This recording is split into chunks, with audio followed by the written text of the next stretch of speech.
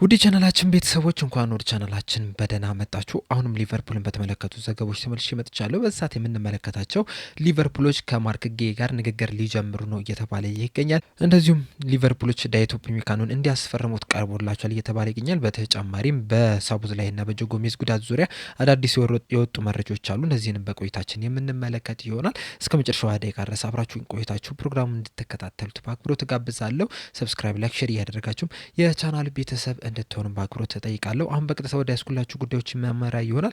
በመጀመሪያ የምንመለከተው ሳቦዝላይንና ጆ ጎሜዝን የተመለከቱትን ዘገቦች ይሆናል። እንደሚታወቅም በብራይተን ጨዋታ ላይ ሁለቱም በጉዳት ምክንያት ከሜዳ ተቀይረው መውጣታቸው አይዘነጋም።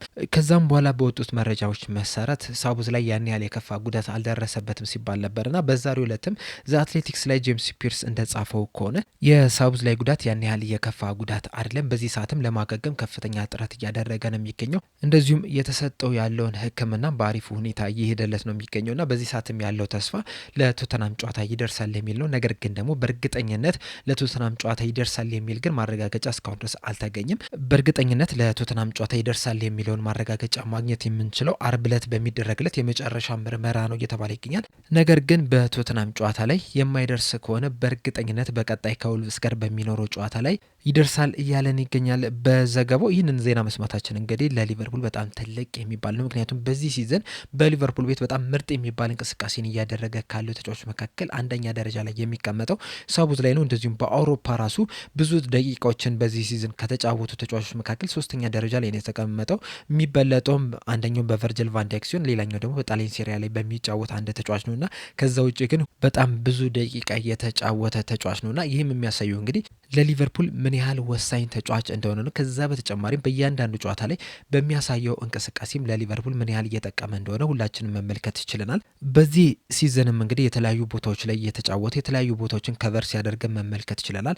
መሀል ሜዳ ላይ በዲፌንሲቭ ሚድፊልደር ላይ በደብል ፒቮት ላይ በ8 ቁጥር ቦታ ላይ 10 ቁጥር ቦታ ላይ እንደዚሁም ደግሞ በግራ ክንፍም የማጥቃት ስፍራው ላይ በቀኝ ክንፍም የማጥቃት ስፍራ ላይ የቀኝ ክንፍ ተከላካይ ቦታ ላይም ሲጫወት የተመለከትነው ተጫዋች ነውና የተለያዩ ቦታዎች ላይ እየተጫወተ በጣም ምርጥ የሚባል እንቅስቃሴን እያደረገ ያለ ተጫዋች ነውና የሊቨርፑል ወሳኝ ተጫዋች ነው። በጉዳት ምክንያት ለረዥም ጊዜ ከሜዳ አለመራቁ እንደዚሁም ደግሞ ለቶተናም ጨዋታም ሊደርስ የሚችልበት እድል አለመባሉ ለሊቨርፑል በጣም ትልቅ ዜና ሆኖላቸው ነው የመጣው። ከዚህ በተጨማሪም እንግዲህ ጆ ጎሜዝም በብራይተን ጨዋታ ላይ በጉዳት ምክንያት 26ኛው ደቂቃ ላይ ተቀይሮ መውጣቱ አይዘነጋም። ከዛ በኋላም እንግዲህ ምናልባትም ለረዥም ጊዜ ከሜዳ ሊርቅ የሚችልበት እድል አለ ሲባል ነበር። በተለይ ደግሞ የጉዳት ታሪኩን ስንመለከተው አሁንም ለ2 ወር ለ3 ወር ያህል ከሜዳ ሊርቅ ይችላል የሚል ግምት እንድንሰጥ አድርጎን ነበር። ነገር ግን ደግሞ አትሌቲክስ ላይ ጄምስ ፒርስ እንደጻፈው ከሆነ የጆ ጎሜዝ ጉዳት የሃምስትሪንግ ጉዳት ነው። ነገር ግን ደግሞ የተፈራውን ያህል ለረዥም ጊዜ ከሜዳ የሚያርቀው ጉዳት አይደለም። በእርግጥ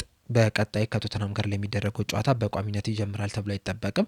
ምናልባትም ከቶተናም ቀጥሎ ባለው የውልቭስ ጨዋታ ላይም ለቡድን ግልጋሎት ይሰጣል ተብሎ አይጠበቅም። ነገር ግን ከዛ በኋላ ባሉ ጨዋታዎች ግን ሊመለስ የሚችልበት እድል አለ እያለን ይገኛል። ይህ ለጆ ጎሜዝ በጣም ጥሩ ዜና፣ መልካም ዜና ነው። ምክንያቱም ከዚህ በፊትም በተደጋጋሚ እንደተመለከት ነው በጉዳት ምክንያት የተለያዩ ጨዋታዎች ሲያመልጡት እንደዚሁም ደግሞ የተጠበቀበትን ያህልም ሲያደርግ አልተመለከት ነው። ምክንያቱም እንግዲህ ይህ ተጫዋች በተለይ 2018-19 ውድድር ዘመን ላይ በቨርጅል ቫንዳይክ እና በዚህ ተጫዋች መካከል የተፈጠረው ጥምረት በጣም አስደናቂ የሚባል ጥምረት ነበረ።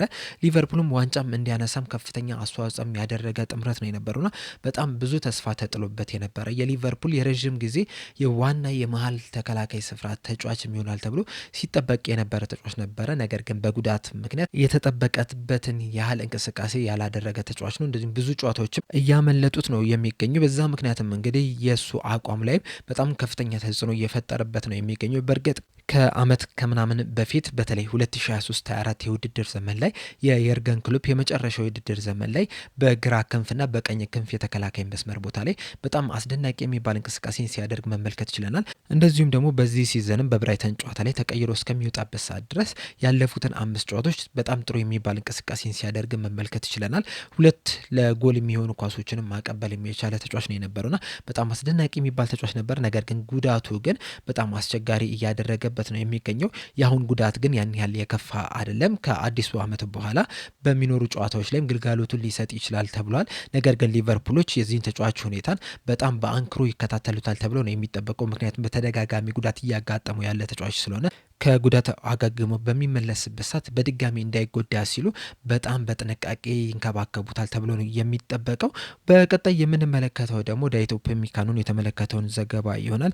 እንደ ቲዜድ ዘገባ ከሆነ ሊቨርፑሎች ዳዊት ኡፓሜካኖን እንዲያስፈርሙት ቀርቦላቸዋል እያለን ይገኛል። እንደሚታወቀው በዚህ ሰዓት የባየር ሙኒክ ተጫዋች ነው። ነገር ግን ደግሞ በቀጣይ የክረምት የዝውውር መስኮት በባየር ሙኒክ የሚያቆየው ኮንትራት የሚያበቃ ይሆናል። እናም በባየር ሙኒክም ይቆያል ተብሎ አይጠበቅም። በተለይ ደግሞ ለባየር ሙኒክ ያቀረበው ጥያቄ በባየር ሙኒኮች ዘንድ ተቀባይነትን አላገኘምና በዛ ምክንያትም በባየር ሙኒክ ይቆያል ተብሎ አይጠበቅም።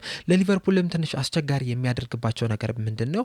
እሱ የሚፈልገው ሳምንታዊ ደሞዝ እንደዚሁ ደግሞ ውል ማፍረሻም እንዲቀመጥበት ይፈልጋል። እናም በዚህ ምክንያትም ሊቨርፑሎች ይህንን ተጫዋች ሊያስፈርሙ የሚችሉበት እድል አለ እየተባለ ይገኛል። እንደ ቲዜድ ዘገባ ከሆነ ኡፓሜካኖ በአመት 18 ሚሊዮን ዩሮ እንዲከፈለው ይፈልጋሉ እየተባለ ይገኛል።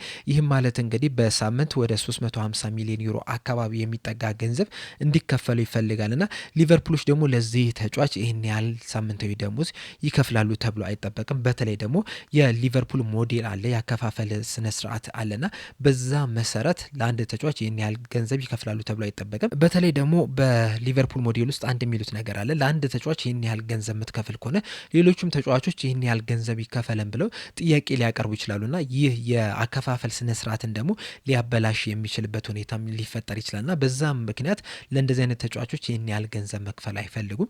በእርግጥ በሊቨርፑል ቤት ሁለት በጣም ውድ ተከፋዮች አሉ። አንደኛው ሞሐመድ ሳላ ሲሆን ሌላኛው ደግሞ ቨርጅል ቫንዳይክ ናቸው። ከዛ በተጨማሪም ግን አሁን ላይ ለአዳዲስ ፈራሚዎች ከፍተኛ ገንዘብን እየከፈሉ ነው የሚገኙት። አሁን ለምሳሌ ለፍሎሪያን ቪርትስም ለአሌክሳንደር ኢሳክም ከፍተኛ ገንዘብ እየከፈሉ ነው የሚገኙ የሚባል አንዳንድ ወሬዎች አሉ።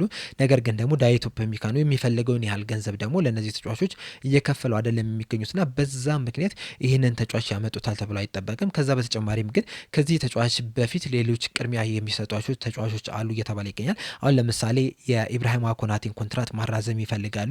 ከዛ በተጨማሪም ደግሞ ከዳዊት ኡፓሜካኖ በፊት ማርክ ጉዬን ሾልተር ባግን ማስፈረም ይፈልጋሉ ነው እየተባለ የሚገኙና ለእነዚህ ተጫዋቾች ሁኔታ ካልተሳካላቸው ብቻ ነው ወደዚህ ፊታቸውን ሊያዞሩ የሚችሉት የሚሉ አንዳንድ መረጃዎችን እየተመለከትን ነው የምንገኘውና ይህ ተጫዋች ሊቨርፑሎች እንዲያስፈርሙት ቢቀርብላቸውም ግን ሊቨርፑሎች ያስፈርሙታል ተብሎ አይጠበቅም። ምናልባት ግን አማራጭ ካቱ ፊታቸውን ወደዚህ ሊያዞሩ የሚችሉበት እድል አለ እየተባለ ይገኛል። በስተመጨረሻ የምንመለከተው ደግሞ ኢንዲካሊ ይዞት የወጣውን ዘገባ ይሆናል። እንደ ኢንዲካሊ ዘገባ ከሆነ የማርክ ጌይ ተወካይ ከሊቨርፑሎች ጋር ለመነጋገር ወደ ሊቨርፑል እያቀና ነው የሚል መረጃን ይዞ ወጥቷል። እንደሚታወቀው እንግዲህ ባለፈው የክረምቱ የዝውውር መስኮት ሊቨርፑሎች ማርክ ጌይን ለማስፈረም በጣም ተቃርበው ነበረ። በመጨረሻ ሰዓትም እንግዲህ የሕክምና ምርመራ ሁላ አድርጎ ነበረ። ነገር ግን ሳይሳካለት ቀርቷል።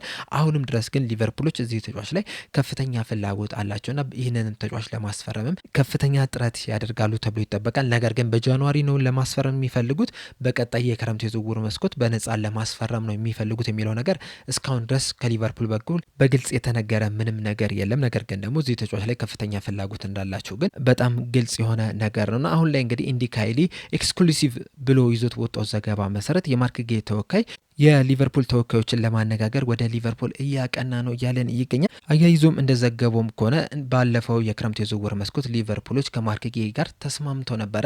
ነገር ግን በዚህ ሰዓት ላይ የማርክ ጌይ ተወካይ ይህንን ስምምነታቸውን ውድቅ ሊያደርግ ነው እየሄደ የሚገኘውና በዛ መሰረትም አዲስ ስምምነትን ይፈልጋል እያለን ይገኛል።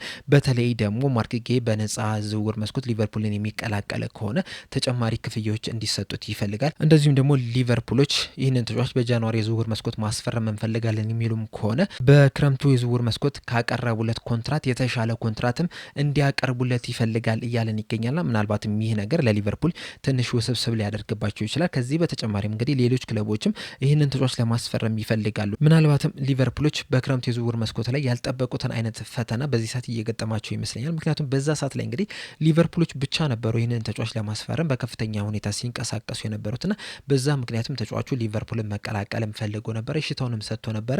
የሕክምና ምርመራ ማድረግ ችሎ ነበረ። ነገር ግን በመጨረሻ ሰዓት ያ ነገር ሳይሳካ ቀርቷል። አሁን ላይ ግን የተለያዩ ክለቦች ይህንን ተጫዋች ለማስፈረም ፍላጎት እያሳዩ ነው የሚገኙት። እንደዚሁም ደግሞ ከ6 ወር በኋላም ነፃ ተጫዋች ነው የሚሆነውና በዛም ምክንያትም ተጫዋቹ ከፍተኛ ገንዘብን ይፈልጋሉ። ምክንያቱም ከዚህ በፊትም የተለያዩ ተጫዋቾች ሲያደርጉ እንደተመለከትነው ከሆነ አሁን ለምሳሌ ምባፔን በደንብ መጥቀስ እንችላለን።